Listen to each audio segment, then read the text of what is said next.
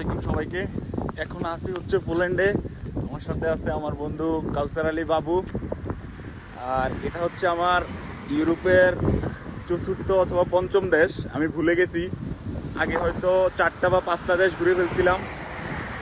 আজকে আসলাম পোল্যান্ডে। আমার বন্ধু আসছে কানাডা থেকে। আমি আমার বন্ধু থেকে শুনবো পোল্যান্ড কেমন। বন্ধু বলো, পোল্যান্ডে এসে কেমন মনে হইতেছে তোমার কাছে? আরে এই শব্দ তো জানে না মানুষজন।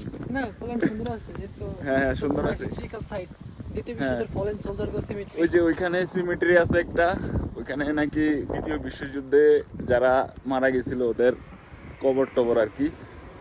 এখন দেখা যাক, তৃতীয় বিশ্বযুদ্ধ চলে আসছে, আমরা আসছি এখন দ্বিতীয় বিশ্বযুদ্ধের ওদের এগুলো ঘুরতে। খালি পায়ে যাইতে দিবে কিনা আমি জানি না।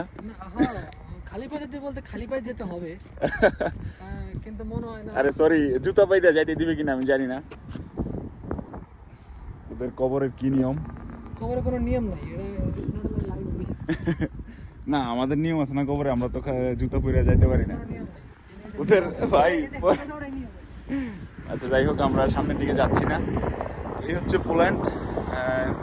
ভালোই লাগছে ঘুরে, মনে হয়েছে সুন্দর। আর আমি তো বরাবরই বলছি, ইউরোপের বিভিন্ন দেশ ঘুরে আমি আসলে তেমন কোনো পার্থক্য বাইর করতে পারি না। মাঝে মাঝে ওদের ভাষা চেঞ্জ হয়। আর ইউরো চললেও এখানে ওদের কারেন্সি কিন্তু ভিন্ন, একটা লোকাল কারেন্সি আছে এই আর কি। লোকাল কারেন্সি ওদের চলে। এই তো আমরা আসছি খুবই কম সময়ের জন্য, চলে যাবো, বেশিক্ষণ থাকবো না। আমরা একটা অডি গাড়ি ভাড়া করছি। আমাদের হয়তো ভাগ্য ভালো, আমরা অডি গাড়ি পেয়ে গেছি। আমরা